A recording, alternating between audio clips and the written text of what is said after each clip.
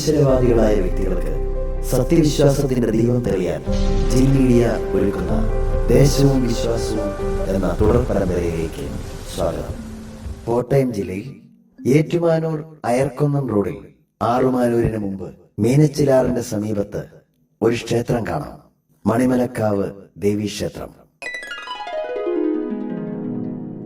ഏറ്റുമാനൂർ പൊന്നത്ര വെസ്റ്റിൽ സ്ഥിതി ചെയ്യുന്ന മണിമലക്കാവ് ദേവീക്ഷേത്രം നാടിന് ഐശ്വര്യമായി നിലകൊള്ളുന്നു.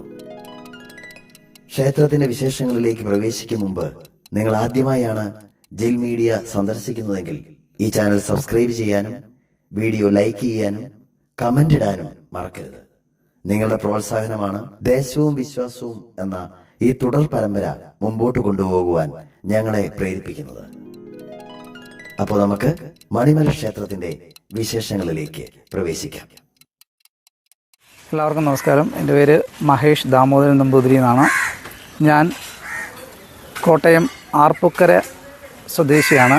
എൻ്റെ ഇല്ലം ആർപ്പുക്കരയാണ്. മുട്ടത്തുമന എന്നാണ് ഇല്ലപ്പേര്. ഞാൻ നിലവിലിപ്പോൾ കിടങ്ങൂരാണ് താമസിക്കുന്നത്.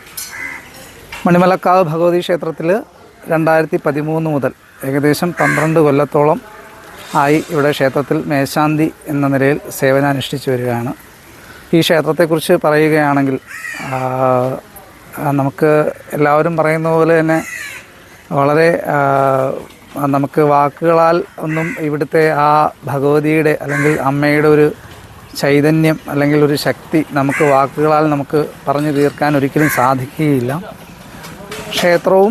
ക്ഷേത്രവുമായിട്ട് ബന്ധപ്പെട്ട കാര്യങ്ങളും വളരെ നമുക്ക് ഒരു കുറച്ച് സമയം കൊണ്ട് പറയുന്നതിൽ ഉപരി ഉള്ള കാര്യങ്ങളാണ്. കാര്യം ഈ ക്ഷേത്രം ഏകദേശം 2012-ലാണ് ഈ ക്ഷേത്രത്തിൻ്റെ ക്ഷേത്ര നിർമ്മാണവും അതോടൊപ്പം പ്രതിഷ്ഠാ ചടങ്ങുകൾ നടക്കുന്നത് 2012-ലാണ്.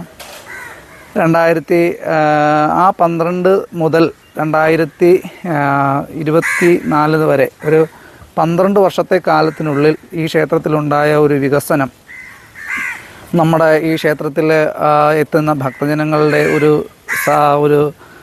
സഹായ സാന്നിധ്യ സഹകരണങ്ങളും പിന്നെ അവർക്ക് ഇവിടെ നിന്നുണ്ടാകുന്ന അനുഭവങ്ങളുടെയൊക്കെ ഒരു വെളിച്ചത്തിലാണ്.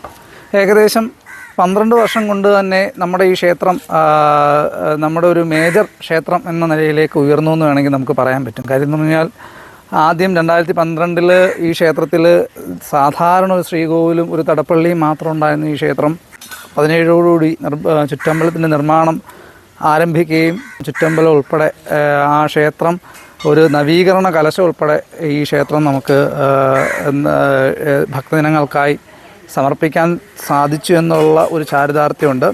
അതോടൊപ്പം 2024 നമ്മൾ ഇവിടെ നമുക്ക് എല്ലാ ഭക്തജനങ്ങളുടെയും അനുഗ്രഹത്തോടു കൂടിയും നാട്ടുകാരുടെയൊക്കെ ഒരു സഹായത്തോടു കൂടി നമുക്ക് ഈ ഒരു മഹത്തരമായ ഒരു മഹാക്ഷേത്രം എന്ന നിലയിലെ ആദ്യപടി എന്ന നിലയിൽ നമ്മൾ ഈ ധ്വജപ്രതിഷ്ഠ നടത്തുകയുണ്ടായി. അതോടൊപ്പം 2026 തന്നെ ആദ്യ ഉത്സവവും നമുക്ക് കൊടിയേറി ഗംഭീരമായിട്ട് ഇവിടെ നടത്താൻ നമുക്ക് സാധിച്ചിട്ടുണ്ട്. ഇതെല്ലാം നമ്മുടെ ഈ ഭഗവതിയുടെ ഒരു അനുഗ്രഹം.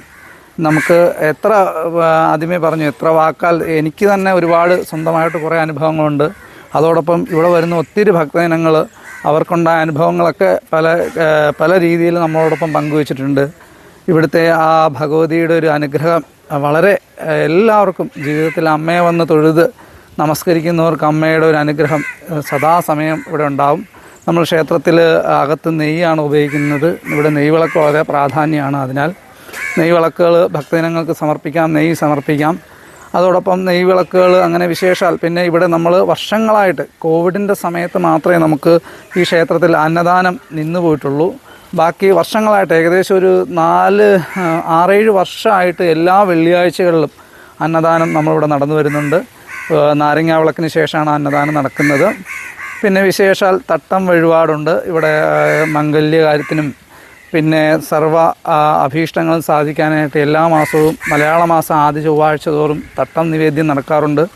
അതോടൊപ്പം സർപ്പപൂജ എല്ലാ ആയില്യം നക്ഷത്രം തോറും സർപ്പപൂജ നടക്കാറുണ്ട്. അങ്ങനെ വളരെ വിശേഷാൽ എല്ലാവിധ പൂജകളും ഭഗവതിയുടെ അനുബന്ധിച്ച് ദേവിയോടനുബന്ധിച്ചുള്ള എല്ലാ പൂജകളും ഒരു വിധത്തിൽ ഈ ക്ഷേത്രത്തിൽ നമ്മൾ നടത്തി കൊടുക്കാറുണ്ട്. ഭഗവതി സേവ, പിന്നെ ഇവിടെ ഗുരുതി നടത്താറുണ്ട്. അങ്ങനെ നാരങ്ങാവിളക്ക്, അങ്ങനെ വിശേഷാൽ ഒരുപാട് ചടങ്ങുകൾ ഈ ക്ഷേത്രത്തിൽ നമ്മൾ നടത്തുന്നുണ്ട്. അതോടൊപ്പം നമ്മുടെ വർഷത്തിൽ 40-ാം ദിവസം മണ്ഡലകാലത്തിൻ്റെ സമാപന ദിവസത്തിനോടനുബന്ധിച്ച് 40-ാം ദിവസം നമ്മളിവിടെ കളഭാഭിഷേകം, വർഷങ്ങളായിട്ട് കളഭാഭിഷേകം, അത് തന്ത്രി അദ്ദേഹം നേരിട്ട് വന്ന് പൂജ കഴിച്ച് കളഭാഭിഷേകം നടത്താറുണ്ട്. അതോടൊപ്പം 41-ാം ദിവസം കളവെഴുത്തും പാട്ടും, ധനുമാസത്തിലെ 11-ാം ദിവസം വളരെ പൂർവാധികം പണ്ട് മുതൽക്ക് ഇവിടെ ഒരു സർപ്പാരാധനാ കേന്ദ്രമായിരുന്നു ഇത്. ഈ സർപ്പാരാധനയോടനുബന്ധിച്ച് ഇവിടെ സർപ്പാരാധനയ്ക്ക് വളരെ പ്രാധാന്യം കൽപ്പിച്ചിരുന്ന ഒരു സ്ഥലം കൂടിയാണ് ഈ ക്ഷേത്രം. ഇവിടുത്തെ പൂർവികർ സർപ്പാരാധനയിൽ വളരെയധികം ഒരു നിസ്തുലമായ പങ്ക് വഹിച്ച പൂർവികരാണ്. അപ്പോൾ അവരുടെ ആ സർപ്പാരാധന പിന്നെയും അതിൻ്റെ പിന്തുണക്കാർ ഇവിടെ നടന്നു വരുന്നുണ്ട്. അപ്പം ആ സർപ്പാരാധനയ്ക്ക് 41-ാം ദിവസം വലിയ പ്രാധാന്യമുണ്ട്.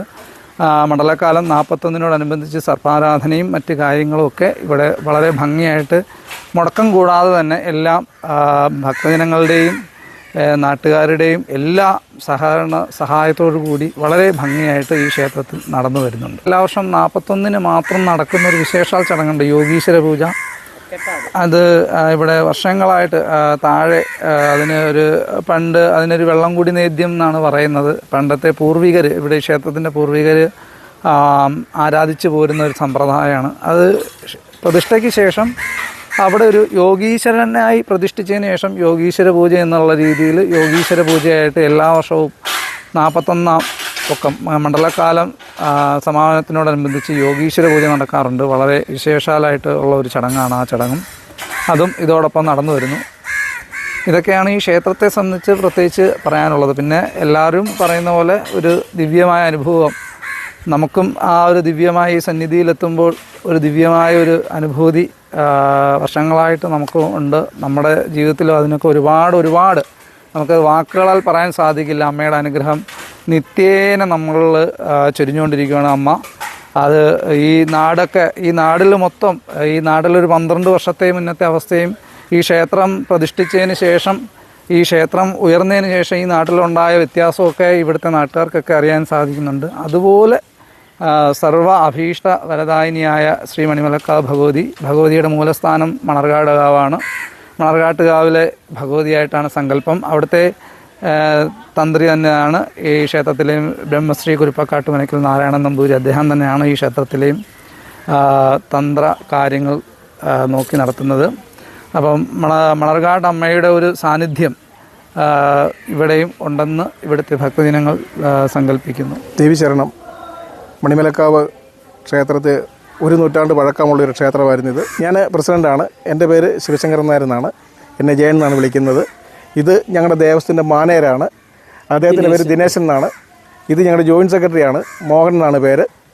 ഇത് ഞങ്ങളുടെ കമ്മിറ്റിക്കാരനാണ്, മോഹൻ എന്നാണ്. ബാക്കിയുള്ള ആൾക്കാർ വന്നില്ല. 16 കമ്മിറ്റിയാണ്. മണിമലക്കാവ് ദേവീക്ഷേത്രം മണ്ടകാട്ട് അമ്മയുടെ ദേവീ സാന്നിധ്യം, ദാരികനെ കൊന്ന ഭദ്രകാളിയുടെ സ്വരൂപം, രുദ്രയും ഭദ്രയുമായ ദേവീസങ്കർ എന്ന ദേവജ്ഞന്മാർ പ്രശ്നദർശനത്തിലൂടെ വെളിപ്പെടുത്തിയ ദേവീക്ഷേത്രം.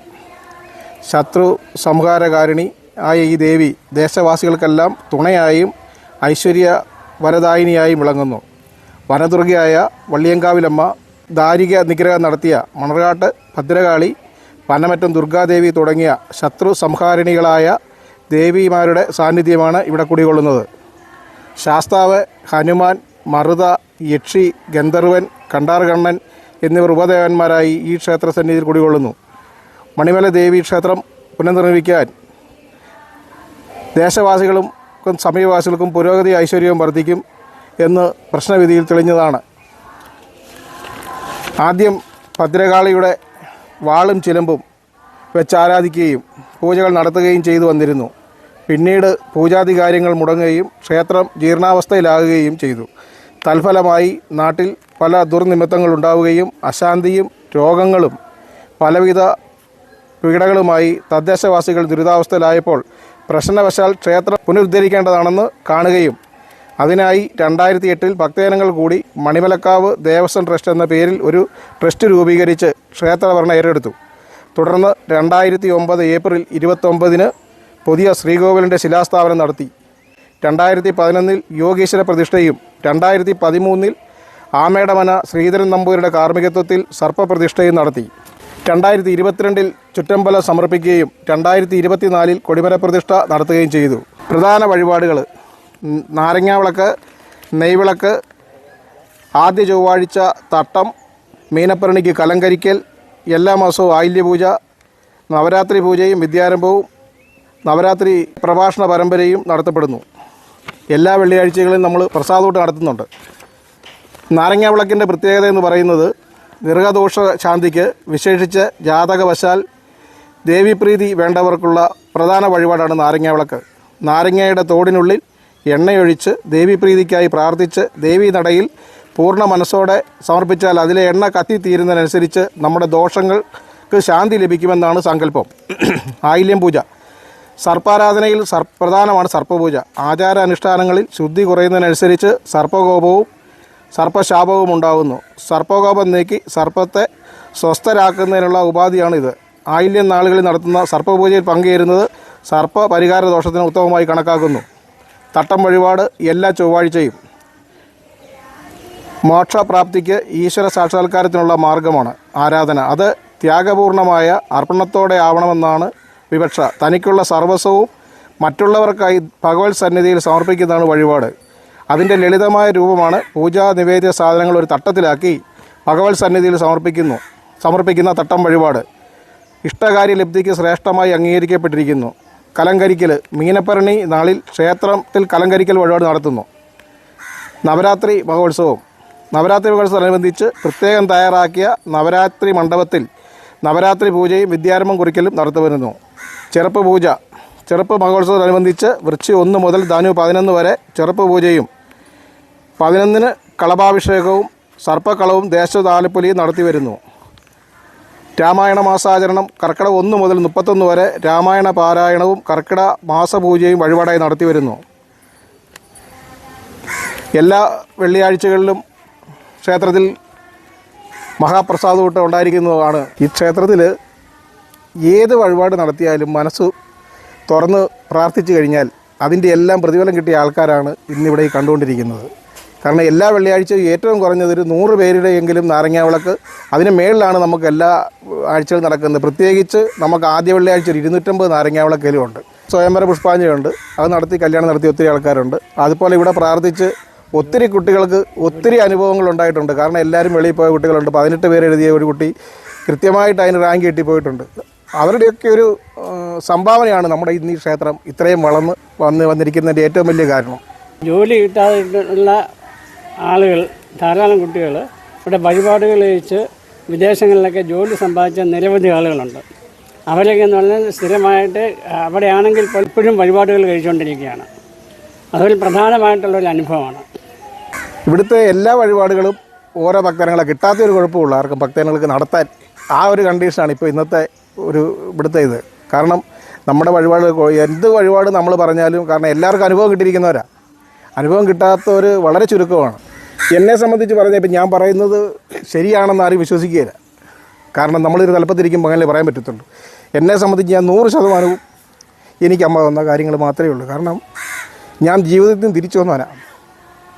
ജീവിതത്തിൽ എനിക്ക് അസുഖങ്ങളായിട്ടും അല്ലാതെയായിട്ടും എല്ലാം ഞാനിവിടെ വളരെയധികം എന്നോട് ആഫീസിരുന്നാൽ മതി എന്ന് പറഞ്ഞിട്ട് പോലും ഇതിൻ്റെ മുന്നിൽ പിറങ്ങി നടക്കാൻ എനിക്ക് ദേവി എന്നെ തീർത്തനുഗ്രഹിച്ച കേസാണ്. എനിക്ക് നല്ല വിശ്വാസമുണ്ട്. കാരണം എന്നെപ്പോലെ തന്നെ വിശ്വസിക്കുന്നവരെല്ലാവരും, കാരണം എല്ലാവർക്കും ഓരോ അനുഭവങ്ങൾ, ഒന്നല്ല പല അനുഭവങ്ങൾ കിട്ടിയവരുണ്ട്. പ്രത്യേകിച്ച് എനിക്ക് ഈയിടെ എൻ്റെ കാല് കെട്ടാതെ ഞാൻ ഈ ക്ഷേത്രത്തിൽ കയറിയിട്ടില്ല. ഇന്നിപ്പം കെട്ടുമൊന്നുമില്ല, കാരണം ഉണങ്ങി കാര്യങ്ങൾ. ഷുഗർ വന്ന് ഉണങ്ങുക എന്ന് പറഞ്ഞാൽ വളരെ അപൂർവമായൊരു കേസാണ്. അതുപോലെ ഹാർട്ട് വന്ന് ഞാൻ വെന്റിലേറ്റർ കിടന്നവനാണ്. ഇന്നിപ്പോൾ എനിക്കറിയാം, കാരണം അമ്മ, നമ്മൾ വിശ്വസിക്കുന്നു, അമ്മ നിനക്ക് തരുന്നു. ഞാൻ ഇവിടെ ജനിച്ച് വളർന്ന ആളാണ്. എനിക്കിപ്പോൾ 76 വയസ്സ് കഴിഞ്ഞു. അന്ന് മുതൽ എനിക്ക് ഓർമ്മ വയ്ക്കും കാലം മുതൽ ഇവിടെ കൂടുതലായിട്ടും നമ്മൾ ജീവിതത്തിൽ കർമ്മന്മാരായിട്ട് ചെയ്തുകൊണ്ടിരിക്കുന്നത് സർപ്പം പാട്ടാണ് ഇവിടെ നടന്നുകൊണ്ടിരിക്കുന്നത്. അതാണ് ഇവിടുത്തെ ഏറ്റവും വലിയ അന്നത്തെ ഒരു വഴിപാടും കാര്യങ്ങളും.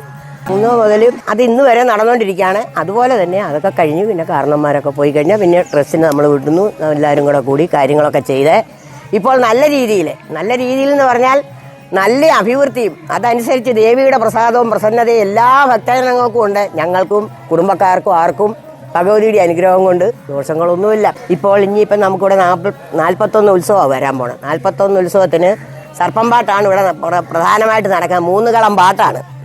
അത് ചില ആളുകൾ സ്വന്തമായിട്ട് നടത്തും, അല്ലാത്തവർ 1, 2, 3 അങ്ങനെ നമ്പറിട്ട് ഓരോരുത്തരും ഓരോ കളങ്ങളാണ് നടത്തിക്കൊണ്ടിരിക്കുന്നത്. അങ്ങനെ കളം നടത്തുന്ന ആളുകൾക്ക് നല്ല അനുഭവങ്ങളും ഗുണങ്ങളും ഉള്ളത് കൊണ്ടാണല്ലോ അവിടുന്ന് എല്ലാ ആളുകൾ വന്ന് ഇവിടെ കഴിച്ചുകൊണ്ടിരിക്കുന്നത്. ഹനുമാൻ സ്വാമിയാണ് ജോലിക്ക് വേണ്ടി കൂടുതലും ഭക്തജനങ്ങൾ ഇന്ന് ആചരിച്ചു പോരുന്നത്. കാരണം അവിടെ വെറ്റിലമാല 12 ദിവസം നെയ്വിളക്ക് കത്തിച്ചാൽ ഒരു 8 നെയ്വിളക്കാകുമ്പോൾ ഏതവനും പോയിരിക്കും. വെളിയിൽ പോകാനാണ് കൂടുതലും. ഹനുമാൻ്റെ ഒരു ഇതുണ്ട്, പുള്ളി അക്കരയ്ക്ക് ചാടുകയാണ്. അതാണ് ഈ അക്കരയ്ക്ക് പോകാനാണ് ആളുകൾ കൂടുതലായിട്ടും ഹനുമാൻ സ്വാമിയെ പ്രാർത്ഥിച്ച് കാര്യങ്ങൾ ചെയ്യുന്നതും. അതെല്ലാവർക്കും അനുഭവങ്ങളാണ് ഇന്നിവിടെ. ഒരു ദോഷവും ഇല്ലാതെ എല്ലാവരും ഇന്ന് സൗഖ്യമായിട്ടൊക്കെ ജീവിക്കുന്നു. മണിമലക്കാവിലമ്മയുടെ അനുഗ്രഹം കൊണ്ട് മോന് കാനഡയ്ക്ക് പോകാൻ പറ്റി. മോന് കാനഡയ്ക്ക് പോകാനായിട്ട് വിസ വരാനായിട്ട് താമസമായിരുന്നു. അപ്പോൾ ഒന്ന് തിരുമേനിയോട് പറഞ്ഞപ്പം തിരുമേനി പറഞ്ഞു അമ്മയ്ക്ക് നെയ്വിളക്ക് കത്തിക്കാൻ. അങ്ങനെ 12 വെള്ളിയാഴ്ച നെയ്വിളക്ക് കത്തിച്ച് പ്രാർത്ഥിച്ചതിൻ്റെ ഫലമായിട്ട് മോഹന് വിസ വരികയും മോന് കാനഡയ്ക്ക് പോകാൻ സാധിക്കുകയും ചെയ്തു. അത് മണിമലക്കാവിലമ്മയുടെ വലിയൊരു അനുഗ്രഹമാണ്. അതുപോലെ പല അനുഭവങ്ങളുണ്ട്, അസുഖം മാറാനും എല്ലാം. അത് മണിമലക്കാവിലമ്മയുടെ വലിയൊരു അനുഗ്രഹമാണ്. ഓരോരുത്തർക്കും ഓരോ അനുഭവങ്ങളുണ്ട്. അതിപ്പം പറയുവാണ് ടീച്ചറിൻ്റെ മോൾക്കാണേലും യൂണിവേഴ്സിറ്റി കലാതിലകാകാൻ അവസരം കിട്ടി. എല്ലാം മണിമലക്കാവിലമ്മയുടെ ഒരു വലിയ അനുഗ്രഹമാണ്. വെളിപ്പുറത്തെത്തുന്ന ദേവിയാണ് മണിമലക്കാവിലമ്മ. ഇത് ഇവിടെയുള്ള ഭക്തജനങ്ങൾക്കെല്ലാം അത് വളരെ അഭീഷ്ട ഫലദായിനിയായ ദേവിയാണ് മണിമലക്കാവിലമ്മ. എൻ്റെ കൊച്ചുമകളുടെ കാര്യത്തിലാണെങ്കിൽ എനിക്ക് പല അനുഭവങ്ങളും ഉണ്ട്.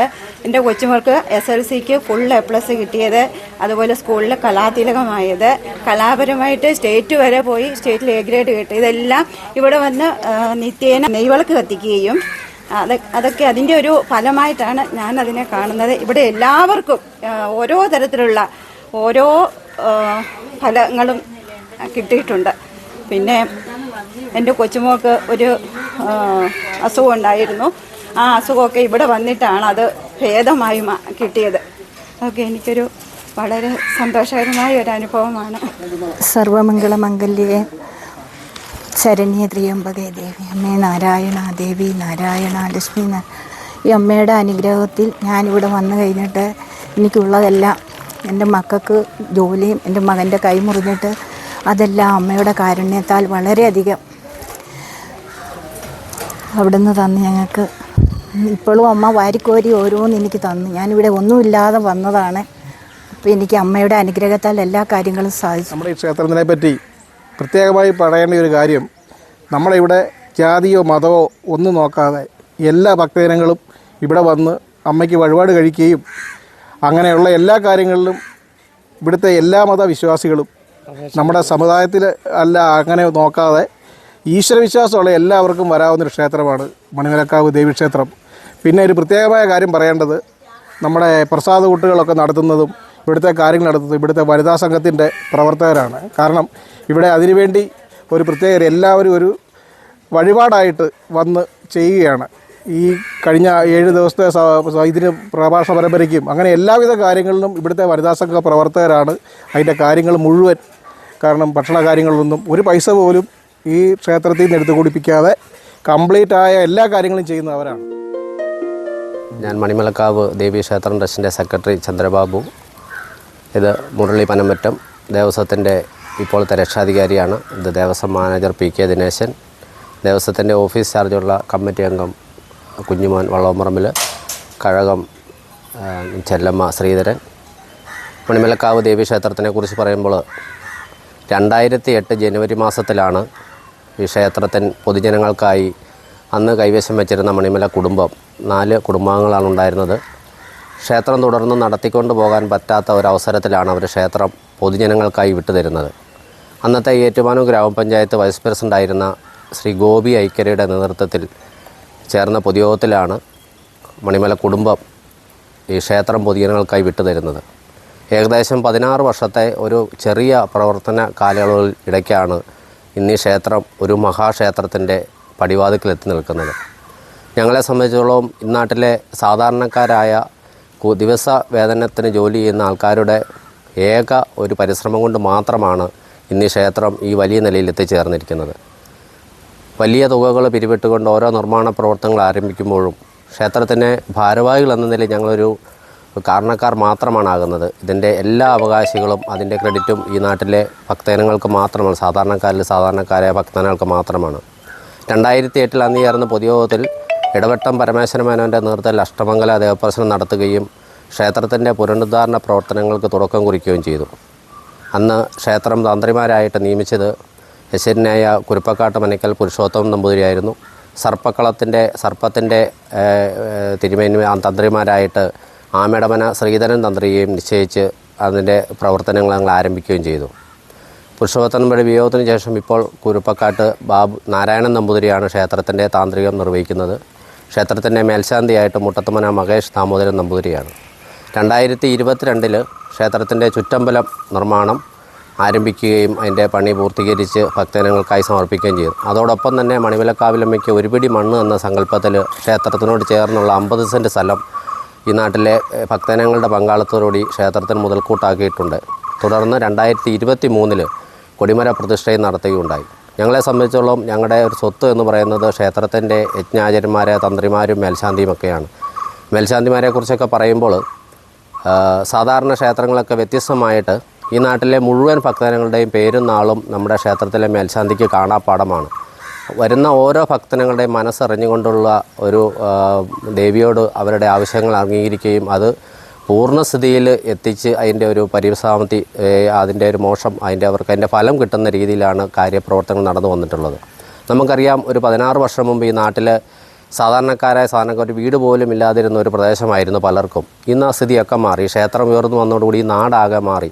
എല്ലാവരും അഭിവൃദ്ധിയിലോട്ട് ഉയർന്നു വന്നുകൊണ്ടിരിക്കുകയാണ്. അതിൻ്റെ ഒരു ഫലമാണ് ക്ഷേത്രം ഇന്നീ ഉന്നതിയിലെത്തിയിരിക്കുന്നതും. നമ്മെ സംബന്ധിച്ചുള്ള നമുക്ക് 1-2 പേരുകൾ എടുത്തു പറയേണ്ടതായിട്ടുണ്ട്. PK ഭാസ്കരൻ എന്നാണ് ഞങ്ങളുടെ ട്രസ്റ്റിൻ്റെ പ്രസിഡൻ്റായിരിക്കെ ദേഹവിയോഗത്തിൽ ഞങ്ങളെ വിട പറഞ്ഞ ആളാണ്. അദ്ദേഹത്തിൻ്റെ ചില കാഴ്ചപ്പാടുകളുണ്ടായിരുന്നു ക്ഷേത്രത്തിൻ്റെ ഒരു വിജയത്തിന് വേണ്ടിയിട്ട്. അതിൻ്റെ ഉന്നമനത്തിൻ്റെ നാളെ ക്ഷേത്രം എങ്ങനെയായി തീരണമെന്ന് ചില കാഴ്ചപ്പാടുകളുണ്ടായിരുന്നു. അദ്ദേഹത്തിൻ്റെ ആ വാക്കുകളാണ് ഞങ്ങൾക്ക് ഇന്നും വളരെ പ്രചോദനമായിട്ട്. അദ്ദേഹത്തിൻ്റെ ഒരു വളരെ ആഗ്രഹമായിരുന്നു ക്ഷേത്രത്തിനൊരു ചുറ്റമ്പലം, അതുപോലെ തന്നെ ക്ഷേത്രത്തിനൊരു കുളം, ഒരു കൊടിമരം, ഇതെല്ലാം ഞങ്ങൾ പൂർണ്ണതയിലാക്കി എടുത്തിരിക്കുകയാണ്. അദ്ദേഹത്തിനോടുള്ള സ്മരണ ഞങ്ങൾ ഈ അവസരത്തിൽ പ്രകടിപ്പിക്കുകയാണ്. പിന്നീട് ഈ നാട്ടിലെ ഭക്തജനങ്ങളാണ് ഞങ്ങളുടെ ഒരു ഐശ്വര്യം എന്ന് പറയുന്നത്. കാരണം എന്ത് നിർമ്മാണ പ്രവർത്തനങ്ങൾ ആരംഭിച്ചാലും അതിന് എല്ലാം ഒരു ക്രെഡിറ്റ് ഈ നാട്ടിലെ ഭക്തജനങ്ങൾക്ക് തന്നെയാണുള്ളത്. ക്ഷേത്രത്തിൻ്റെ മുന്നോട്ടുള്ള പ്രയാണം എന്ന് പറയുന്നത്, അടുത്തൊരു ഘട്ടം എന്ന് പറയുന്നത് ഒരു ആനക്കൊട്ടിലും അതുപോലെ തന്നെ ഒരു ചുറ്റുമതിലുമാണ്. അതും താമസിക്കാതെ തന്നെ ഞങ്ങൾ അതിൻ്റെ പണികൾ ആരംഭിക്കുന്നൊരു ക്രമത്തിലാണ്. ക്ഷേത്രത്തിനെ സംബന്ധിച്ചുള്ള നമുക്ക് മെയിനായിട്ടുള്ള 2 ഉത്സവങ്ങളാണ്. മണ്ഡലം ചെറുപ്പം മഹോത്സവവും ക്ഷേത്രത്തിൻ്റെ പുനഃപ്രതിഷ്ഠാ മഹോത്സവമാണ്. മണ്ഡലം ചെറുപ്പം മഹോത്സവം വൃശ്ചികം 1 മുതൽ ധനുമാസം 11 വരെയാണ്. അതിനോടനുബന്ധിച്ച് സർപ്പക്കളവും തുള്ളലും ഒക്കെയുണ്ട്. ക്ഷേത്രത്തിൻ്റെ ഉത്സവം നടക്കുന്നത് മെയ് മാസം മേടം 30-നാണ്. 6 ദിവസത്തെ ഉത്സവമാണ്. കഴിഞ്ഞ വർഷം തൊട്ട് കൊടിയേറ്റോട് കൂടിയുള്ള ഉത്സവമാണ് നടക്കുന്നത്. വിളക്കിലെഴുന്നള്ളിപ്പ്, അതുപോലെ തന്നെ ദേശപ്പറ, പൊങ്കാല, ഇതൊക്കെ പ്രധാനപ്പെട്ട ചടങ്ങുകളാണ്. ഒരു ദിവസത്തെ ഉത്സവബലിയാണ് ക്ഷേത്രത്തിൻ്റെ ചടങ്ങുകളായിട്ട് നടത്തേണ്ടത്. ഇവിടെ ഒരു ജാതിയുടെയോ മതത്തിൻ്റെയോ വരമ്പുകളില്ല.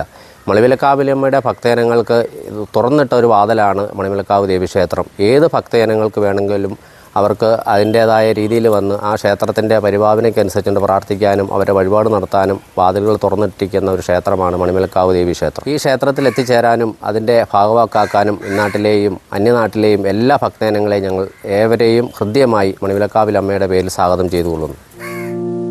ക്രൈസ്തവ, ഹൈന്ദവ, മുസ്ലിം സഹോദരങ്ങളുടെ ആരാധനാലയങ്ങളും അവരുടെ വിശ്വാസങ്ങളുമാണ് ഈ പരമ്പരയിൽ കാണാൻ സാധിക്കുക. ഈ പരമ്പര തുടർന്നു കൊണ്ടുപോകുന്നതിന് നിങ്ങളുടെ പ്രോത്സാഹനവും സഹകരണവും ഞങ്ങൾക്ക് ആവശ്യമാണ്. അതുകൊണ്ട് ഈ ചാനൽ സബ്സ്ക്രൈബ് ചെയ്യാനും വീഡിയോ ലൈക്ക് ചെയ്യാനും നിങ്ങളുടെ നിർദ്ദേശങ്ങൾ കമൻറ്റുകളായി ഇടാനും മറക്കരുത്. അടുത്തയാഴ്ച മറ്റൊരു ദേശത്തെ ആരാധനാലയവും അവരുടെ വിശ്വാസവുമായി വീണ്ടും കാണാം. ബൈ.